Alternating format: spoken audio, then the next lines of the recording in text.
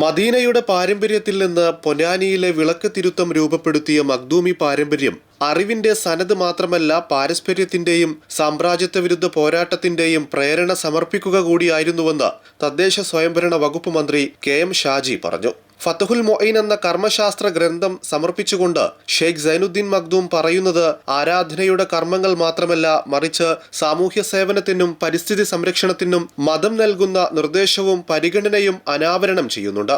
തണൽ വിരിക്കുന്ന മരങ്ങൾ നട്ടുവളർത്താനും വഴിയിൽ തടസ്സമാകുന്ന മരം മുറിച്ചു മാറ്റാനും ഫതഹുൽ മൊഈൻ നിർദ്ദേശിക്കുന്നുണ്ട്.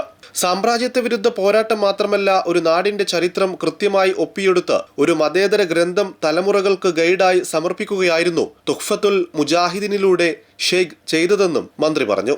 നേർവഴിയുടെ നാൾവഴി എന്ന പ്രമേയത്തിൽ സമസ്ത കേരള സുന്നി മഹല്ല് ഫെഡറേഷൻ ഗോൾഡൻ ജൂബിലിയുടെ ഭാഗമായി നടന്ന മഖ്ദൂമി പാരമ്പര്യം ഉലമ ആക്ടിവിസം എന്ന വിഷയത്തിൽ മൂന്നാമത് ഹിസ്റ്ററി കോൺഫറൻസ് പൊന്നാനി ഷെയ്ഖ് സൈനുദ്ദീൻ മഖ്ദൂം നഗറിൽ ഉദ്ഘാടനം ചെയ്ത് സംസാരിക്കുകയായിരുന്നു അദ്ദേഹം.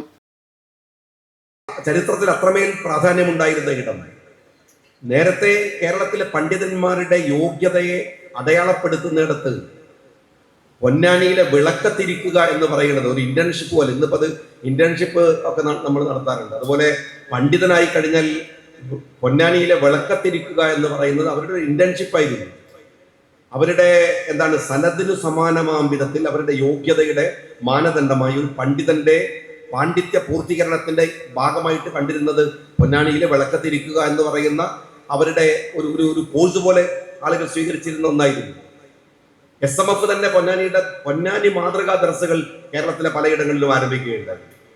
ഞാൻ മനസ്സിലാക്കുന്നത് പിന്നീട് അത് വ്യത്യസ്തമായ ഭാഷാ പഠനങ്ങൾ, വ്യത്യസ്തമായിട്ടുള്ള പഠനങ്ങൾ, ഭൗതികമായ പഠനങ്ങൾ എന്ന് നമ്മൾ പറയുന്നുണ്ട്. അങ്ങനെ പറയുന്നത് ശരിയല്ല എന്ന് എനിക്ക് അഭിപ്രായമുണ്ട്. എന്നാലും അത്തരം വിദ്യാഭ്യാസങ്ങൾ കൂടെ എടുക്കാൻ കഴിയുന്ന വിധത്തിൽ.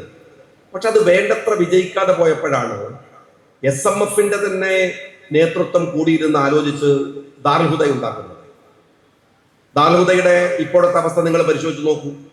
ആ ഒരു പരിശ്രമത്തിന്റെ, ഈ നേതൃഗുണത്തിന്റെ ഏറ്റവും മഹോന്നതമായ ഒരു ഉദാഹരണമായിട്ട് അത് ദാറുൽ ഹുദ നമ്മളുടെ മുമ്പിലുണ്ട്. ലോകത്തിലെ നിങ്ങൾ ഏത് മികച്ച യൂണിവേഴ്സിറ്റികളിൽ പോയാലും ദാറുൽ ഹുദയിലെ കുട്ടികൾ അവിടെ റിസർച്ചായിട്ടോ അതല്ലെങ്കിൽ ഫാക്കൽറ്റി ആയിട്ടോ അവരവിടെയുണ്ട്.